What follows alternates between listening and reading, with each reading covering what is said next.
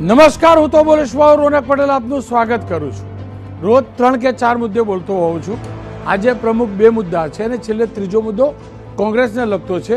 પરંતુ વાત કરી લઈએ પહેલા મુદ્દાની. તો પહેલો મુદ્દો નીતિનભાઈએ મુસ્લિમ ધર્મગુરુઓને આપેલો ખુલ્લા પડકારને લઈને છે. અને બીજો મુદ્દો પ્રધાનમંત્રીએ આજે જૂનાગઢની અંદર જબરજસ્ત પ્રહાર કર્યા છે. વિપક્ષના એ નેતાઓ પર પ્રહાર કર્યા છે જે અનાપ શનાપ બયાનબાજી કરતા હોય છે.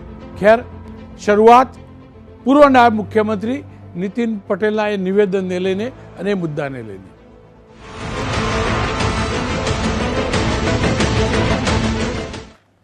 છેલ્લા કેટલાક સમયથી, છેલ્લા કેટલાક વર્ષોથી લવ જેહાદના અનેક કિસ્સા સામે આવે છે.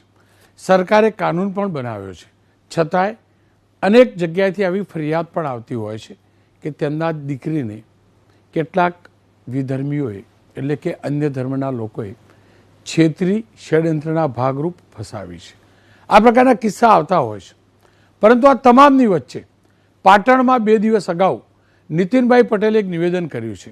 અને નીતિનભાઈ પટેલે તો ત્યાં સુધી કહી દીધું છે કે જે લોકો હિન્દુ ધર્મની દીકરીઓ સાથે લગ્ન કરવાનો પ્રપંચ કરે છે તેમના વિરુદ્ધ મુસ્લિમ ધર્મગુરુઓએ ફતવો જાહેર કરવો જોઈએ. ખેર, નીતિનભાઈ પટેલના શબ્દોમાં સાંભળી લઈએ તેઓ શું કહેવા માંગતા હતા. દીકરીઓની છેડતી કરે પછી સરકાર કડક થાય તો કે તમે અમને ફલાણા કોમને હેરાન કરો છો. પણ એ કોમ વાળાને હું એમ કહું કે તમે કેમ જાત જાતના ફતવા બહાર પાડો છો?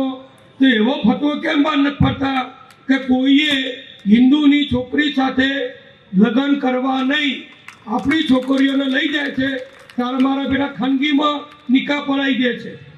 એ વખતે ગમે છે કેમ ફતવો બહાર નથી પડતા?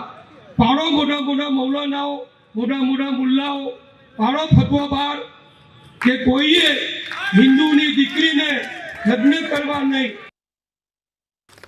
ખેર, નીતિનભાઈ હરમેશ સ્પષ્ટ બોલતા હોય છે અને પોતાના અંદાજમાં બોલતા હોય છે.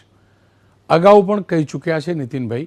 તેમનું નિવેદન પણ સાંભળી લઈશું. મારી ટીમને કહીશ અગાઉ તેમને લઘુમતી સમાજને લઈને શું કહેલું તે પણ જોઈ લઈએ. આપણે હૈયક ના હૈયે, પણ મારા શબ્દો લખી લેજો. જ્યાં સુધી આ દેશમાં હિન્દુઓની બહુમતી છે ત્યાં સુધી જ બંધારણ, ત્યાં સુધી જ કાયદો, ત્યાં સુધી જ બિન સાંપ્રદાયિકતા. આ વાતો કરનારા કરશે, ના કરે ભગવાન. અને 1000-2000 વર્ષે હિન્દુઓની સંખ્યા ઘટી, બીજા લોકો વધ્યા. એ દાડે કોઈ કોર્ટ કચેરી નહીં, કોઈ લોકસભા નહીં, કોઈ બંધારણ નહીં, કોઈ બિન સાંપ્રદાયિકતા નહીં. બધું હવામાં અને દફનાઈ દેશે. કશું નહીં રે. આ તો ઓછા છે, લઘુમતીમાં છે.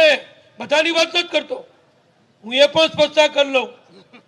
હજારો મુસ્લિમો દેશભક્તો છે, લાખો મુસ્લિમો દેશભક્તો છે, લાખો ખ્રિસ્તીઓ દેશભક્તો છે. નીતિનભાઈનું આ નિવેદન ઓગસ્ટ 2021નું હતું. પરંતુ તાજેતરમાં જે આવ્યું છે નિવેદન, તેના ઉપર ચર્ચા કરવી જરૂરી છે. એ મુદ્દાને સમજવો જરૂરી છે. શું કારણ રહ્યું કે નીતિનભાઈ આ પ્રકારનું નિવેદન કરવું પડ્યું?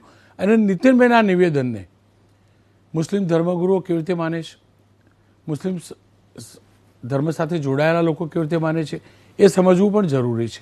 ફરીથી એ પણ સ્પષ્ટતા કરી દઉં, અહીંયા જે પણ નિવેદનો આવશે, કેમ કે આ ધાર્મિક મુદ્દો છે, તમામ ધર્મ સંપ્રદાય ધર્મના ગ્રંથોનો અમે એટલે કે એબીપી અસ્મિતા પૂરો આદર કરે છે.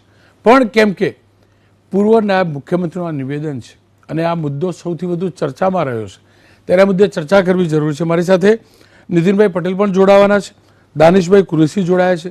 મેં થોડાક સમય પહેલાં મુફ્તી કેસર આલમ અશરફી સાહેબ સાથે પણ વાત કરી છે. શરૂઆત દાનિશભાઈ આપનાથી જ કરવા માગીશ. નીતિનભાઈનું નિવેદન કે ધર્મગુરુઓએ ફતવો બહાર પાડવો જોઈએ કે કોઈ ખોટી રીતે, તેમણે શબ્દ વાપર્યો છે, કોઈને ફસાવી ચોરી છુપીથી નિકાહ ન પડી લે.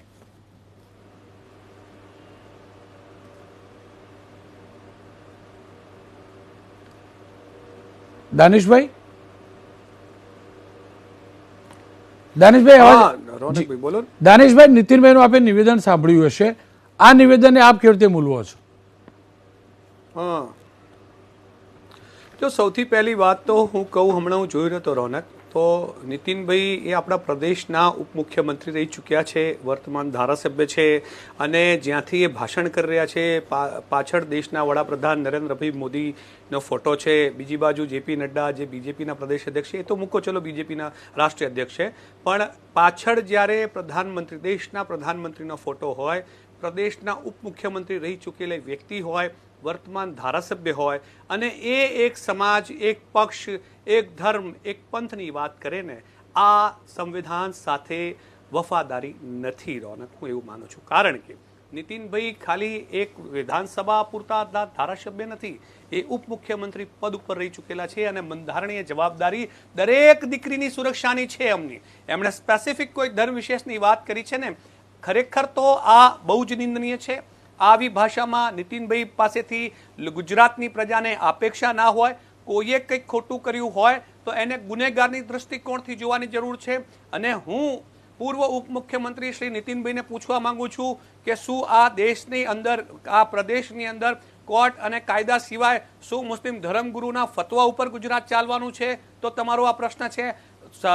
પ્રદેશની અંદર ઇલેક્શન આવી ગયું છે એટલે ધ્રુવીકરણના મુદ્દાઓ ઉછાળી અને ભોળાભાળા હિન્દુ સમાજની અને બીજી બાજુ મુસ્લિમ સમાજની આ રીતના ઇમોશન્સને ઉશ્કેરણીજનક વાત કરીને ઉશ્કેરવું, આ કદાપી ઉચિત નથી. નીતિનભાઈ, પ્રદેશ શાંતિપ્રિય રહેલો છે અને આ પ્રદેશની અંદર સારા નરસા ખરા ખોટા ગુના થતા હશે, એમાં કોઈ બે મત બી નથી. કોઈએ ખોટા આશય સાથે લગ્ન કર્યા બી હશે, કોઈ કે સાચા આશય સાથે લગ્ન કરીને જીવન પૂરું પણ કરેલું હશે, ઘણા બધા એક્ઝામ્પલ મળી જશે. પણ જ્યારે ધારાસભ્ય તરીકે એક વ્યક્તિ પૂર્વ મુખ્યમંત્રી ઉપમુખ્યમંત્રી તરીકેના પદ ભોગવી ચૂકેલા હોય અને જ્યારે એ આ ભાષામાં વાત કરે છે ને, ત્યારે તમે સામેની આખા સમાજને તમે કટઘરાની અંદર, આરોપિત કટઘરાની અંદર ઉભા કરવાનો પ્રયત્ન કરો છો. દાનિશભાઈ, ખોટું છે અને નિંદનીય છે. આ રીતનું નીતિનભાઈ આપની પાસેથી પ્રદેશ અપેક્ષા નથી. દાનિશભાઈ, નીતિનભાઈનું નિવેદન એકલું ખોટું છે કે કોઈને લવ જિહાદમાં ફસાવા તે પણ ખોટું છે? એક વ્યક્તિએ નિવેદન કર્યું એ એકલું ખોટું કે મોટા પાયે જો આ પ્રકારે લવ જિહાદ થતો હોય એ વધુ ખોટું? જો રોનકભાઈ, હું તમને એક વસ્તુ કહું, હમણાં મારા ધ્યાન પર આવ્યું હતું, વચ્ચે રાજ્ય સરકાર દ્વારા તમામ રજિસ્ટ્રાર ઓફિસમાંથી આંકડાઓ મંગાવવામાં આવ્યા હતા કે ઇન્ટરફેથ મેરેજના આંકડાઓ તમે આપો. અમદાવાદની વાત કરીએ તો રેશિયો ઓફ ઇન્ટરફેથ મેરેજની વાત કરીએ એ મોર દેન 12% છે, જે internal Muslim to Hindu and Hindu to Muslim, એટલે રિલિજન બેઝની આપણે વાત કરીએ તો 12% મોર છે જ્યાં મુસ્લિમ છોકરીઓએ હિન્દુ છોકરાઓ સાથે લગ્ન કર્યા હોય. આ સ્થિતિની અંદર તમે કઈ રીતે તમે કહી શકો છો કે એક પક્ષીય ચાલી રહ્યું છે? ખરેખર તો સાચા આંકડા રાજ્ય સરકાર બહાર પાડે તો દૂધ કા દૂધ और पानी का पानी हो जाए. प्रॉब्लम શું છે? નીતિનભાઈનું જે નિવેદન છે ને, એ સમસ્ત લઘુમતી સમાજ માટે બહુ જ અપમાનજનક બાબત છે, કારણ કે એ મુસ્લિમ ધર્મગુરુઓને પ્રશ્નચિહ્નમાં મૂકવાની વાત કરે છે. હું આપને એમ પૂછું છું કે પ્રદેશની અંદર કાયદો વ્યવસ્થા છે, સરકાર બંધારણથી ચાલે છે, તો પછી આપને આ ધર્મગુરુઓ પાસેથી આવી અપેક્ષાનો હેતુ શું છે? શું એ લોકો ફતવા આપશે તો ગુજરાત રાજ્ય સરકાર માન્ય કરશે? નીતિનભાઈ શ્રી, હું નીતિનભાઈને જ પૂછી લઉં. નીતિનભાઈ, દાનિશભાઈનું કહેવું એમ છે, આપે સાંભળ્યા હશે, આપ શું માનો છો? આપે એમને જે સવાલ ઉઠાવ્યો છે વિશે આપનું શું કહેવું છે? જો રોનકભાઈ, દાનિશભાઈનું પૂરું વક્તવ્ય અત્યારે જે એમણે આપ્યું આ ડિબેટમાં, એ મેં સાંભળ્યું છે, ધ્યાનથી સાંભળ્યું છે. હું દાનિશભાઈને અને અન્ય બધા જ દર્શકોને એ ખાસ જણાવવા માંગુ છું કે મારું આ જે પ્રવચનનો મુદ્દો હતો એ લવ જેહાદ કોણ કરે છે, ક્યારે કરે છે, અને એના પછી જે સામાજિક પ્રશ્નો ઊભા થાય છે એના કારણે કોઈ શહેરમાં, કોઈ વિસ્તારમાં જે આખું કોમી તણાવ ઊભો થાય છે, એને રોકવા માટે એક સારી રીતે કેવો ઉપાય કરી શકાય એ મારે સમજાવવું હતું. હું દાનિશભાઈને એમ કહીશ કે આ ફતવો બહાર પાડવો એ મુસ્લિમ સમાજના ધર્મગુરુઓના માટે ખૂબ અગત્યની બાબત છે. એમાં એમનું કોઈ અપમાન નથી. મુસ્લિમ ધર્મના ધર્મગુરુઓ એટલે કે મૌલાના અવારનવાર જુદા જુદા પ્રસંગોએ ફતવા બહાર પાડતા હોય છે. હું અમારી રીતે જો કહું તો અમારા હિન્દુ સમાજમાં પણ, હિન્દુ ધર્મમાં પણ અનેક ધાર્મિક નેતાઓ, પૂજ્ય સાધુ સંતો, સમાજ સુધારકો, દરેક જ્ઞાતિના અગ્રણીઓ એ જુદા જુદા પ્રસંગોએ પોતાના સમાજને, પોતાના સંપ્રદાયને, પોતાના ધર્મના લોકોને સારું જીવન જીવવા માટે, શાંત જીવન જીવવા માટે, નિર્વ્યસની થવા માટે અને દેશભક્તિથી કામ કરવા માટે, પ્રામાણિકતાથી કામ કરવા માટે અનેક પ્રકારના સૂચનો કરે છે, માર્ગદર્શન આપે છે. અનેક જે કથા વાર્તાઓની અમારી ભાગવત પારાયણ હોય કે ભગવાન રામની પારાયણ હોય કે બીજી કોઈ પણ પારાયણ હોય, એમાં પણ અમારા પૂજ્ય સાધુ સંતો વ્યાસપીઠ ઉપરથી સમાજ સુધારા માટે, સમાજને સાચા રસ્તે લઈ જવા માટે, યુવાનોને સાચી સમજ આપવા માટે અનેક પ્રકારના વક્તવ્ય આપતા હોય છે. એટલે અમને તો એ વખતે કોઈને હિન્દુઓને ખોટું લાગતું નથી કે આ પૂજ્ય સાધુ સંતે વ્યસન છોડવા માટે કહ્યું, આ પૂજ્ય સાધુ સંતે સારી રીતે માતા પિતાની કાળજીપૂર્વક સેવા કરવા માટે કહ્યું. આવું બધું અમે સ્વીકારી લઈએ છીએ અને એમાંથી જેટલું શક્ય હોય એટલું અમલ કરવાનો અમે બધા પ્રયત્ન કરીએ છીએ. એટલે એ અર્થમાં મેં જે કહ્યું કે જેમ હિન્દુ સાધુ સંતો, અમારા સમાજના વડીલો, આપણે બધા ઘણી વખત જોઈએ છીએ કે કોઈ ગામમાં કોઈ પ્રશ્ન બને તો તમે બંધારણની વાત વારે વારે કરો છો, બધા જ તમારા તરફથી કરવામાં આવે છે. બંધારણ કાયદો એ ડગલે ને પગલે કંઈ ઉપયોગમાં લેવો જરૂરી નથી. સમાજ સુધારણા કરવી પૂજ્ય મહાત્મા ગાંધીજીથી શરૂઆત થઈ અને હજારો આપણા નેતાઓએ પોતાની રીતે સમાજ સુધારણાના સતત અનેક પ્રયત્નો કર્યા છે. એ રીતે આ મુસ્લિમ ધર્મના જે કેટલાક યુવાનો જે હિન્દુ ધર્મની દીકરીઓને ફોસલાવી, લલચાવી, ગેરમાર્ગે દોરી અથવા તો ખોટી રીતે પોતાનું નામ આપી, પોતાનો ધંધો ખોટો બતાવી, પોતે જુદી રીતના ભણેલા ગણેલા છે એવું બધું બતાવી અને જે છોકરીઓને ગેરમાર્ગે દોરી, જેને ફસાવી શબ્દ વપરાય એવી રીતે ફસાવીને જે લગ્ન કરે છે, એની સામે અમારા ધર્મના લોકોનો, એ પરિવારનો, એના મા બાપનો બધાનો વિરોધ હોય છે. મા બાપે વર્ષો સુધી, 20-25 વર્ષ સુધી દીકરીને ભણાવી ગણાવીને મોટી કરી હોય, એની ખૂબ કાળજી રાખી હોય અને રાતોરાત આવા જે ભાગેડુ પ્રકારના કહી શકાય એવા યુવાનો છોકરીઓને છેતરી અને ફસાવીને જે લગ્ન કરે છે, એની સામે મુસ્લિમ ધર્મગુરુઓને મેં જે કહ્યું કે તમે બધા ફતવા બહાર પાડો છો તો સમાજની એકતા માટે, સમાજની સંગઠન માટે, દેશની એકતા માટે, સમાજની શાંતિ માટે, શહેરની શાંતિ માટે તમે શા માટે એવા ફતવા બહાર નથી પાડતા કે ભાઈ કોઈ મુસ્લિમે હિન્દુ છોકરીને આવી ગેરમાર્ગે દોરી ફસાવવી નહીં. કોઈ ધર્મગુરુએ મસ્જિદમાં આવા પ્રકારની છેતરપિંડી કરવાવાળા, નામ બદલીને હિન્દુ છોકરીને ફસાવીને લગ્ન કરવાવાળાને મસ્જિદમાં કે જ્યાં પણ નિકાહ પડાવતા હોય ત્યાં નિકાહ પડાવવા નહીં. આ ભગવાનને, ખુદાને પણ પસંદ નથી, અલ્લાહને પણ પસંદ નથી, દેશની, સમાજની, રાજની શાંતિને પણ નુકસાન કરે છે અને બધાની વચ્ચે એકબીજા ઉપર નફરત થાય એવું થાય છે. એટલા માટે મેં એમ કીધું છે કે તમારા ધર્મગુરુઓ, જેમ અમારા ધર્મગુરુઓ અમને માર્ગદર્શન આપે છે એમ તમારા મૌલવીઓ, તમારા જે બીજા સાધુ સંતો કહેવાતા હોય એ પ્રકારના જે અગ્રણી લોકો હોય એ શા માટે ફતવો બહાર પાડી અને આવું બધું ના કરો એવું કેમ નથી કહેતા? એટલી જ મારી વાત છે ને હજુ પણ મારી વાત એ જ છે કે અમારા હિન્દુ સાધુ સંતો જેમ માર્ગદર્શન આપે છે એમ તમારા મૌલવીઓ કેમ માર્ગદર્શન નથી આપતા? તમારા જે નેતાઓ છે, રાજકીય નેતાઓ, જે પક્ષનું તમે પ્રતિનિધિત્વ કરો છો એ પક્ષના નેતાઓ કેમ માર્ગદર્શન નથી આપતા કે ભાઈ આપણે આવું ના કરવું જોઈએ, આપણે સામાજિક એકતા રાખવી જોઈએ અને આપણે બધા શાંતિથી રહેવું જોઈએ, દીકરીઓને ફસાવી ના જોઈએ? શા માટે તમે નથી કહેતા? તમે શા માટે એને, અમને તો એવું જાણવા મળ્યું છે કે આવું કરે એના ઉપરથી તમે લોકો ઇનામ આપો છો, તો શા માટે ઇનામ આપો છો? જે મૌલવીઓ આવી નિકાહ કરાવે એના ઉપર તમે કેમ પગલાં નથી લેતા? આ અમારી માગણી છે.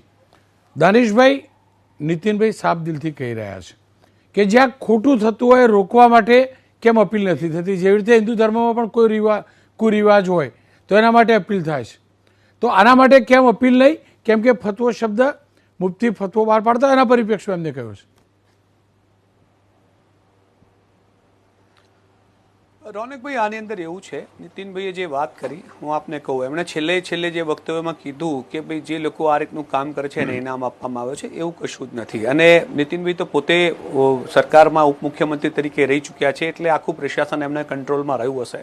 ઓફિશિયલી કંઈક બી હોય તો એમને પ્રજા સમક્ષ મૂકવું જોઈએ. બીજા નંબરની હું તમને વાત કહું, કોઈ પણ દિવસ કોઈ પણ મૌલાના, કોઈ પણ મુફ્તી કે કોઈ પણ ધર્મગુરુ જે છે ઇસ્લામના, એ આવી કોઈ વસ્તુઓને પ્રોત્સાહન આપતા નથી. હવે પ્રોબ્લેમ શું થાય છે, શાસક વર્ગ છે એ એવી આશા રાખે છે કે ભાઈ મુસ્લિમ ધર્મગુરુ આવું કે, ને પ્રોબ્લેમ શું થાય છે કે જે વસ્તુ બંધારણીય રીતે પ્રતિબંધ નથી એના માટે ફતવો બહાર પાડે તો પછી એક બીજી પ્રજાતિ બહાર આવી જાય છે કે જો આ લોકો બંધારણ વિરોધી છે એટલે મૌલાનાઓ બહાર આવી ગયા, હવે આ રીતની વાત કરે છે કે ભાઈ બીજા ધર્મમાં, બીજા પ્રાંતમાં, બીજા સંપ્રદાયમાં લગ્ન કરવાની જે કે નાગરિકના મૂળભૂત અધિકાર છે, એટલે એ બિચારાઓનો સોડી વચ્ચે સોપારી જેવી સ્થિતિ થઈ જાય છે. એક વસ્તુ છે કે જ્યારે પ્રદેશની અંદર આ રીતની શક્તિ છે, કાયદો હતો અને અત્યારે જે હાઈકોર્ટે સ્ટે કરેલો છે, તો આ મને એ ખબર નથી પડતી કે વર્તમાન શાસકમાં ભારતીય જનતા પાર્ટી, નીતિનભાઈની પાર્ટી છે સત્તામાં, તો એવા કોણ લોકો છે જે ષડયંત્ર સાથે કરાવી રહ્યા છે, અને એવી તો શું મજબૂરી છે કે શાસક પક્ષ તેમની સામે પગલાં નથી રહી શકતો. રહી ગઈ બીજા નંબરની વાત કે જે અપેક્ષા મુસ્લિમ ધર્મગુરુઓ પાસે છે, તો એ લોકોએ ક્યાંક ને ક્યાંક એમના પ્રચાર પ્રસારમાં એ રીતનું વાત કરે જ છે કે ભાઈ કોઈ પણ પ્રકારના આ રીતના વિવાદમાં ન પડવું અને પોતાના સમાજમાં જે કંઈ છે એની અંદર તમારે આગળ વિધિ વિધાન પ્રમાણે લગ્ન કરવા કે જે બી કરવું હોય, શાદી કરવી હોય. પણ વસ્તુ શું છે કે કોઈ પણ વ્યક્તિ, કોઈ છોકરો કે કોઈ છોકરો અંતરધર્મીય લગ્ન કરે એવું જરૂરી નથી કે એકલા છોકરાઓ જ કરે છે. નીતિનભાઈ, આની અંદર હું આપને કહી દઉં કે છોકરીઓ પણ કરે છે. તો આપ શું એવું કે આપ શું એવું માનો છો કે શું મુસ્લિમ ધર્મગુરુઓ નહીં રોકતા? તમામ પ્રોબ્લેમ શું છે, દરેક રજિસ્ટ્રાર ઓફિસની બહાર બંને બાજુના કટ્ટરપંથીઓ ઉભા જ છે. જેવા જે ધર્મની છોકરીના નામનું મેરેજ રજિસ્ટ્રારમાં નામ આવે કે તરત એના ઘરે પહોંચી જતા હોય છે. એ હિન્દુ ધર્મના હોય તો પણ ને મુસ્લિમ ધર્મના હોય તો પણ. પ્રશ્ન એ છે અહીંયા કે કોઈની સાથે છેતરપિંડી થાય તો જી જી જી નીતિનભાઈ, આપ પણ કંઈ કહી રહ્યા હતા, દાનિશભાઈ કંઈ કહેવા માંગતા હતા? નહીં, રોનકભાઈ, હું દાનિશભાઈને પૂછવા માંગુ છું, એ અત્યારે પણ જે રીતનું ગોળ ગોળ બોલી રહ્યા છે એ આ વાતને છાવરવા માટેનો એમનો પ્રયત્ન જણાય છે. હું સાદી ભાષામાં કહું, ચલો ફતવો શબ્દ ના વાપરીએ તો જે રીતે અમારા હિન્દુ ધર્મમાં અનેક પૂજ્ય સાધુ સંતો અનેક સ્થાનો ઉપરથી, અનેક પ્રસંગોએ, અનેક તહેવારોમાં, અનેક ધાર્મિક પ્રસંગોએ અમને બધાને સમજ આપે છે, અનેક પ્રકારની સમજ આપે છે, માર્ગદર્શન આપે છે, સારું જીવન કેવી રીતે જીવી શકાય એ માટે અમને બધું પ્રેરણા આપે છે. તો તમને ભલે ફતવો શબ્દ ના વાપરો, તમને હું એટલું જ પૂછું છું કે તમે અત્યારે હાલ તમે પોતે કબૂલ કરો છો કે આવું અમારા ધર્મગુરુઓ, કારણ કે ધર્મ વસ્તુ એવી છે કે કોઈ રાજકીય નેતા કે કોઈ અધિકારી કે એના કરતાં કોઈ પણ ધર્મના ધર્મગુરુ કે પછી હિન્દુ હોય, મુસ્લિમ હોય કે ક્રિશ્ચિયન હોય, એમની વાતને સમાજ, એમના અનુયાયીઓ એ સારી રીતે સરળતાથી સ્વીકારતા હોય છે, ઝડપથી સ્વીકારતા હોય છે. એટલે મારી લાગણી ને માગણી એટલી જ છે કે તમે તમારા નેતાઓ, તમારા મુસ્લિમ સમાજના જે મૌલાનાજીઓ છે એ બધા જ શા માટે એક અવાજે એમ ના કે ભાઈ આવી રીતે આપણે ના કરવું જોઈએ? તમે અત્યારે કેમ નથી કહેતા કે હું જાહેરમાં કહેવા માંગુ છું કે આવી રીતે ખોટી રીતે છેતરપિંડી કરી કોઈ હિન્દુ દીકરીને કોઈ મુસ્લિમ જો ખોટું કરશે તો અમારો પક્ષ, અમે એને બિલકુલ સમર્થન નહીં આપીએ. તમે પોતે જ હજુ તો કકડાઈ નથી બોલતા, તો ફતવો શબ્દ બાજુમાં રાખો. તો તમે માર્ગદર્શન કેમ નથી આપતા? પ્રેરણા કેમ નથી આપતા? સમજ કેમ નથી આપતા? આ સમજ આપવાની, પ્રેરણા આપવાની તમારા ધર્મગુરુઓની જવાબદારી છે. કારણ કે દેશમાં શાંતિ રહે, શહેરમાં, રાજ્યમાં શાંતિ રહે, સામાજિક શાંતિ રહે, એકતા રહે, એ હિન્દુઓના હિતમાં છે, મુસ્લિમોના હિતમાં છે અને બધા ભારતીયોના પણ હિતમાં છે. તો આ હિત તમે કેમ નથી બોલતા? તો તમે કોર્ટ, કચેરી, રજિસ્ટ્રાર ત્યાં જઈને બધું વાળી ગોળ ગોળ ફેરવીને બધું ત્યાં લઈ જાઓ છો. એક સામાજિક સમજ આપવી પડે. મેં કહ્યું ને, ગાંધીજીથી શરૂ કરી હજારો નેતાઓએ કેટલી સામાજિક સુધારણા, ક્રાંતિ કરી છે. વિધવાઓને પુનર્લગ્ન કરી શકાય એવું હિન્દુ ધર્મમાં કર્યું છે. બધું અમે તો ઘણું ઘણું કર્યું છે. તમે કેમ નથી કરતા ને સ્વીકારતા ને અમલ કરાવતા? એ અમારે જાણવું છે. જી દાનિશભાઈ. જો રોનકભાઈ, હું સૌથી પહેલા એક વાત કહું કે ફતવો જે શબ્દ છે ને એ એટલો પેનિકેબલ કરી નાખેલું છે ને. પ્રોબ્લેમ શું છે, ફતવાનો જે અર્થઘટનનો અર્થ મિનિંગ તમને કહું તો એ છે કે ભાઈ ધાર્મિક દ્રષ્ટિકોણથી કોઈ પણ પરિસ્થિતિ કે કોઈ પણ પ્રોબ્લેમનો શું સોલ્યુશન હોઈ શકે એ જ વસ્તુ રિપ્રેઝેન્ટ કરતા હોય છે મુસ્લિમ ધર્મના ધર્મગુરુઓ. હવે એને એટલું બધું પેનિકેબલ વર્ડ બનાવી નાખ્યું છે કે ફતવો એટલે શું થઈ ગયું કે ભાઈ એલાન કરી દીધો એટલે પતી ગયું. પ્રોબ્લેમ એવું નથી. આજે મને કોઈ પ્રોબ્લેમ હોય અને ધાર્મિક દ્રષ્ટિકોણથી મારે કોઈ પ્રોબ્લેમનો સોલ્યુશન જોઈતો હોય તો હું ધર્મગુરુ પાસે જઉં તો એ જે મને સોલ્યુશન આપે રિલિજિયસ એંગલથી એને આપણે ફતવો કહી શકીએ છીએ. હવે અહીંયા પ્રોબ્લેમ શું છે, નીતિનભાઈએ બધી જ વાત કરી, પણ હું એમને એક જ વસ્તુ પૂછવા માંગુ છું કે શું કાયદાની ઉપરવટ જઈને કોઈ ધર્મગુરુ આ કહી શકશે? મેં એમને કીધું જ છે કે ભાઈ એ એમના પ્રવચનની અંદર એ રીતનું કોઈ વસ્તુને પ્રોત્સાહન આપતા જ નથી જેનાથી કરીને અંતરધર્મીય લગ્નો વધે કે એ બાબતની કોઈ પ્રવૃત્તિ વધે. પણ કોઈ કરી રહ્યું હોય અને કાયદાના આશરે જઈને કરી રહ્યું હોય તો એને હું પણ ના રોકી શકું, દાનિશભાઈ પણ ના રોકી શકે, ધર્મગુરુ પણ ના રોકી શકે. પ્રોબ્લેમ અહીંયા શું થઈ રહ્યું છે, આપણે રોનકભાઈ 10 સેકન્ડ બીજો. હા બોલો દાનિશભાઈ. મુદ્દો એ છે, તમારી વાત સાચી, આપણે પ્રોબ્લેમ શું નહીં, આપની વાત સાચી, પરંતુ સમજી લો પાલનપુરમાં એક પરિવાર હતો, એની જોડેથી જબરજસ્તીથી આખો ખેલ થયો, એના પછી પરિવાર આખું બ્લેકમેલ થતું થયું, એ પરિવારના મોભીએ સુસાઇડ કરવાની સ્થિતિ આવી. કદાચ નીતિનભાઈને જે હું સમજી શક્યો છું, આવા કેસની અંદર કેમ ત્યાં તો ક્લિયર છે કાનૂની જે ગુનો દાખલ થયો છે, એવા કેસની અંદર આ પ્રકારના પરિવાર કે જે આ પ્રકારે બીજા ધર્મ ઉપર અત્યાચાર કરે છે એ સમયે કેમ ધર્મગુરુઓ સામે નથી આવતા?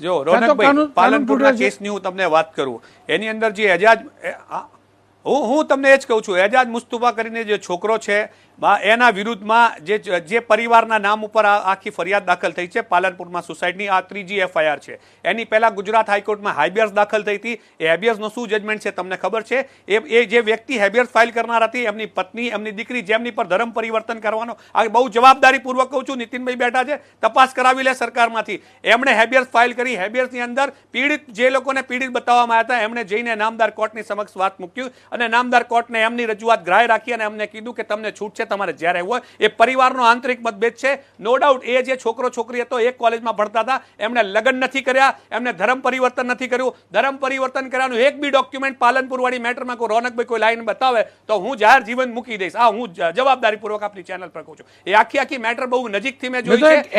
ભારતીય જનતા પાર્ટીના ત્યાંના સ્થાનિક જે ધારાસભ્ય છે પંડ્યાજી, દાનિશભાઈ, મેં એક્ઝામ્પલ આપ્યું છે, આ પ્રકારના અનેક કિસ્સા આવતા હોય છે, એના પરિપ્રેક્ષમાં હું કહી રહ્યો છું. એક એક્ઝામ્પલ મેં આપ્યું છે કે જ્યાં ખોટું થયું હોય ત્યાં તો રોકી શકાય ને, કાનૂની રીતે ખોટું થયું હોય ત્યાં તો ધર્મગુરુએ રોકવું જોઈએ. 100%. જી નીતિનભાઈ, આપ કઈ કહેવા માંગશો અંતમાં? નથી માંગતા. તમારા યુવાનોને પ્રેરણા માર્ગદર્શન આપવા માંગો છો કે નથી માંગતા? તમે જ કેમ નથી બોલતા અત્યારે કે આવું ખોટું કરતા હોય તો રોકવા જોઈએ? અને હું તમે કહો ફતવો ધાર્મિક પ્રસંગે જ બહાર પડાય છે. તમે ચૂંટણીઓમાં ફતવા બહાર પાડેલા છે કે ફલાણા પક્ષને મત આપો, ફલાણા ઉમેદવારને મત આપો. એ વખતે ધર્મ ક્યાં આવે છે? તમે ફતવા બહાર પાડો છો, રાજકારણમાં ફતવા બહાર પાડો છો, એ વખતે ક્યાં જાય છે તમારી આ નીતિ નિયમો? જી દાનિશભાઈ. નીતિનભાઈ, જેટલો ધાર્મિક જ્ઞાન મને છે એ પ્રમાણે કોઈ પણ ધર્મગુરુ ચૂંટણી બાબતે કોઈ પણ પ્રકારનો ફતવો બહાર પાડી ના શકે. અને જો એમણે પાડતા હોય તો એમની વ્યક્તિગત બાબત છે. મને નથી લાગતું કે ધર્મના લોકો એ બાબતને સ્વીકાર કરે, કારણ કે ધર્મ અને રાજકારણ બે જુદી જુદી વસ્તુ છે. અને મુસ્લિમ ધર્મગુરુઓને રાજકારણથી દૂર રહેવાની, સ્ટ્રિક્ટલી ધર્મના આધીન એ છે. એટલે મને નથી લાગતું કે બેરિકેડ કે બાઉન્ડ્રી એ લોકો ક્રોસ કરતા હોય. જી, આપ બંનેનો ખૂબ ખૂબ આભાર. ખેર, કેમ કે ધાર્મિક મુદ્દો પણ છે, ત્યારે મેં વાત કરી છે મુફ્તી કેસર આલમ અશરફી સાહેબ સાથે, જેઓ મુફ્તી પણ છે. ઇસ્લામ ધર્મમાં શું લખેલું છે, આ વિશે શું માને છે ઇસ્લામ ધર્મ, તેમની પાસેથી જ મેં જાણવાનો પ્રયાસ કર્યો છે. મુફ્તી સાહેબ નીતિન પટેલ, તેમનું સ્પષ્ટ કહેવું છે કે લવ જેહાદના કિસ્સા બંધ થઈ શકે, પણ એ બંધ કરવા માટે મુસ્લિમ ધર્મગુરુઓએ ફતવો બહાર પાડવો પડે. आप शू मानो છો? मैंने ये न्यूज़ देखा, नितिन साहब ने जो चैनल पर जो है और जो उन्होंने जिन्हें भाषण दिया है, तो ये हमारे इस्लाम में ऐसा है ही नहीं, इस्लाम के ख़िलाफ़ है. हमारे इस्लाम में है कि एक मुसलमान एक हिंदू से निकाह ही नहीं कर सकता.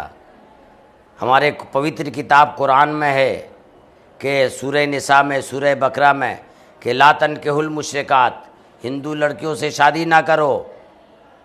हमारे फ़िक़्ह की किताबों में है कि ला तनकिहुल मजूसियात वल वसनियात, मजूसी और जो है हिंदुओं से निकाह ना करो। तो ये हम, और जो कहते हैं कि कोई मुल्ला नहीं बोलता, मुफ्ती नहीं बोलता, ये बात गलत है। उनको जानना चाहिए। हमारी मस्जिदों में कुरान पर तकरीर होती है, हदीसी की बात बताई जाती है, तो हमारे कुरान में भी है, हदीस में भी है, फ़िक्र और फ़िक्र की किताबों में है कि ला यनकिहुल मोमिन इल्ला मोमिनतन, एक मोमिन मोमिन ही से निकाह कर सकता है। अगर वो गैर से शादी करेगा तो निकाह ही नहीं होगा।